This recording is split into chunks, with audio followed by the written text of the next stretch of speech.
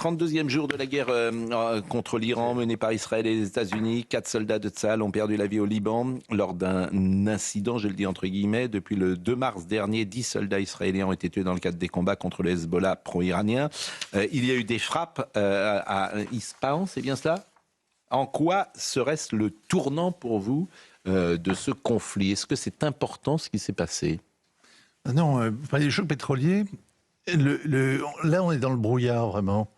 On sait que les Américains envisagent, c'est le grand sujet depuis le début de la semaine, c'est l'envoi de troupes au sol. Donc il y a la 92e Airborne qui est en alerte depuis la semaine dernière. Il y a des Rangers qui ont été... Il y a des forces spéciales qui donc sont elles aussi en alerte. Et puis il y a eu l'envoi quand même d'éléments prépositionnés. Mais tout ça donc laisse penser qu'il peut y avoir une intervention. De quel ordre ? On n'en sait foutre rien. On ne sait pas assez de monde et pas assez d'armement lourd pour envisager de faire autre chose qu'une opération sur une île. Donald Trump a parlé de l'île de Karg, qui est en quelque sorte la station-service plantée en plein milieu des trois d'Ormuz. Et le président américain a eu cette phrase, on parlait de choc pétrolier, là ce serait véritablement une sorte de chaos pétrolier, puisqu'il a déclaré hier sur son site habituel, eh bien, s'il n'y a pas d'accord sous peu, nous mettrons fin à notre charmant séjour, tout le monde a retenu l'expression ironique charmant séjour, en faisant sauter toutes les installations auxquelles nous n'avons pas touché jusqu'à présent, c'est-à-dire toutes les installations pétrolières, et aussi les usines de dessalement, a-t-il annoncé. Donc une sorte de fin du monde qui risque, alors là, franchement, les hésitations de M. Lescure, ça vous paraîtra dérisoire si jamais Donald Trump mettait à exécution cette... Alors, il dit n'importe quoi, c'est vrai parfois, Donald Trump. Il dit le contraire de la veille et le contraire du lendemain. Mais ce que l'on voit, c'est que prendre l'île de Karg, ce à quoi visiblement on se prépare, côté américain, à quoi ça sert ? Ça sert essentiellement à avoir un atout de plus dans sa manche pour la négociation avec les Iraniens. On en est là, de la difficulté à obtenir que les Iraniens s'assoient de l'autre côté de la table et qu'ils aient des interlocuteurs sérieux. Alors moi je vous interrogeais sur les États-Unis qui ont frappé donc un important dépôt de munitions dans la ville iranienne d'Ispahan à l'aide de bombes anti-bunker de 900 kilos. Et cela visiblement est perçu comme un tournant possible parce que c'est un dépôt de munitions. Vous avez vu le feu d'artifice. Oui. Et donc, 900 kilos, c'est énorme. Mais lundi soir, le président américain a publié sur Truth Social une vidéo non sous-titrée montrant une série d'explosions illuminant le ciel nocturne qui, selon le responsable, montrait l'attaque. Les États-Unis ont déclaré que leurs forces avaient frappé plus de 10 000 sites militaires iraniens au cours du mois dernier, tandis que l'armée israélienne a indiqué avoir frappé plus de 3 000 cibles liées à l'Iran.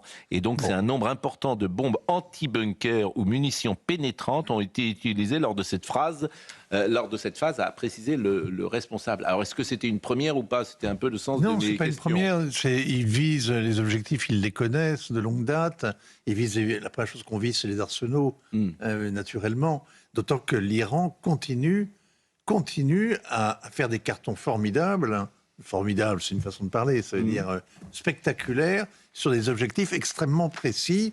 Ils ont tapé les usines de dessalement hier aux Émirats Arabes Unis, et ils ont tapé surtout.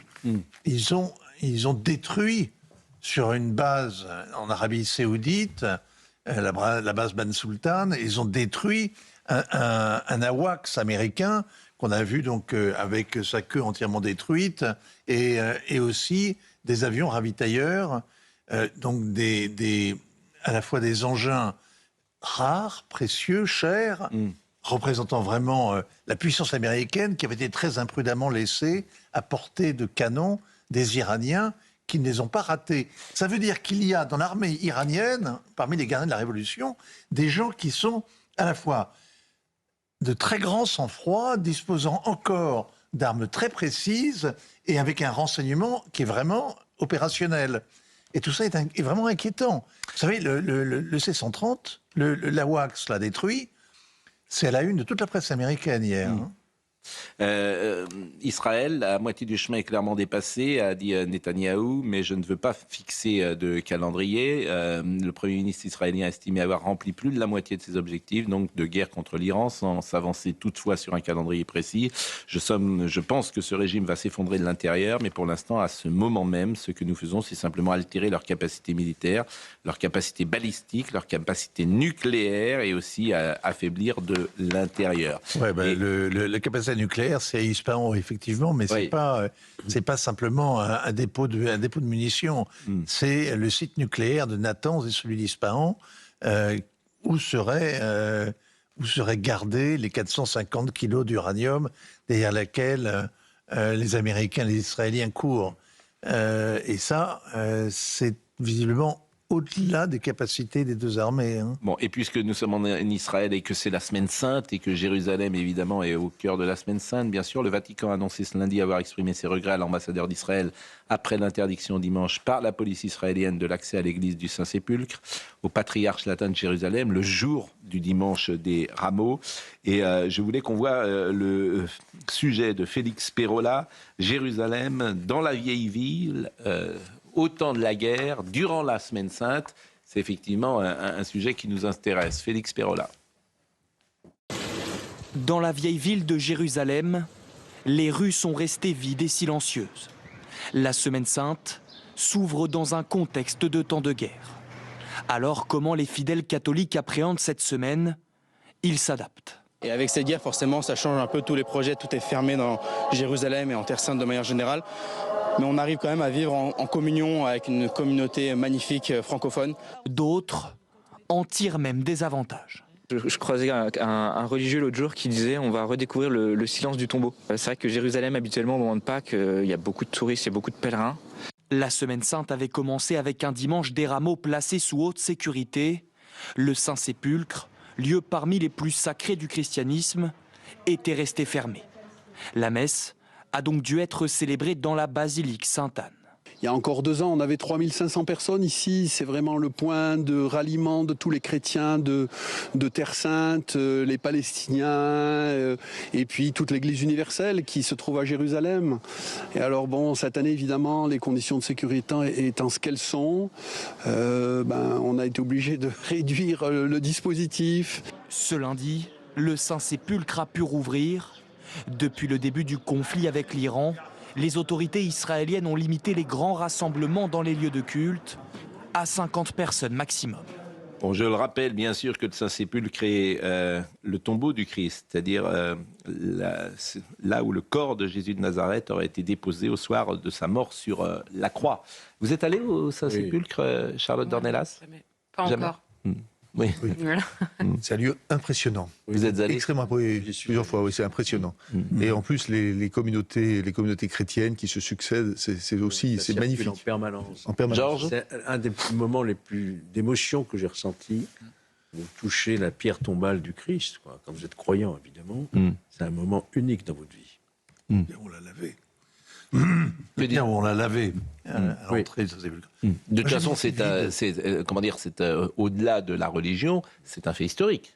Oui, le Mongol. Oui, non, mais vous avez, d'abord, au Saint-Sépulcre, vous avez une ambiance de brasserie, ce qui est très déconcertant. Vous n'avez pas le silence qu'il y a dans une cathédrale, il y a des gens qui vont partout. Vous avez beaucoup de musulmans qui viennent visiter les lieux, d'ailleurs, qui viennent de loin, parfois, en pèlerin, parce que le Christ est, à leurs yeux, un des derniers prophètes, l'avant-dernier. Et vous avez donc un brouhaha permanent. Il n'y a pas cette espèce de recueillement qu'on pourrait imaginer. Moi, j'ai eu la grande chance de pouvoir le visiter. Il était vide. Une fois, c'était vraiment une expérience tout à fait unique.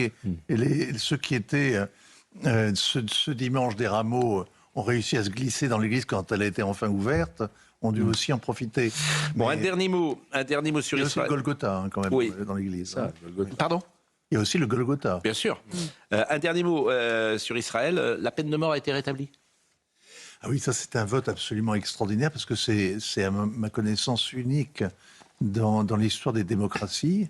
Donc ils étaient déjà revenus une fois, puisqu'il n'y avait pas de peine de mort à la création de l'État. Il avait déjà une première fois restauré, créé, au moment du procès Eichmann, juste pour Eichmann, pour pouvoir le pendre. Et là, donc à la demande des partis d'extrême droite, la peine de mort est rétablie pour ceux qui s'attaqueraient, pour les terroristes, qui s'attaqueraient à des juifs en voulant s'en prendre comme ça à l'État d'Israël. Alors ça provoque à la fois un débat qu'il y a dans la société israélienne et qui est très vif, et puis alors ça provoque évidemment une levée de boucliers dans le monde entier, notamment dans les démocraties qui trouvent que c'est un recul. Ça ne veut pas dire qu'elle sera appliquée. Ça ne veut pas dire qu'elle sera. Ça ne veut pas dire que la peine de mort, mais qui ne l'appliquent pas. Vous savez, les tribunaux militaires qui jugent les Palestiniens de Cisjordanie quand ils s'attaquent à l'occupant, à mon avis, seront tentés de les condamner à mort. Est-ce qu'ils seront exécutés? C'est autre chose. Voilà ce qu'on pouvait dire ce matin sur Israël, sur l'Iran et sur cette guerre qui fait rage. Nous ouvrons le chapitre... Une chose dont on ne parle pas, hein, c'est, puisqu'on a parlé de la chrétienté, du Joseph catholicisme, Mazescaron. c'est le calvaire que sont en train de vivre les chrétiens en Syrie. Ça, tout le monde, mais tout le monde s'en moque. Hein. Il y a des exécutions sommaires qui sont faites. Il y a des villages entiers qui sont en train d'être brûlés et rasés en ce moment même. Donc, et ça, pardonnez-moi, ça ne fait pas du tout la une de la presse.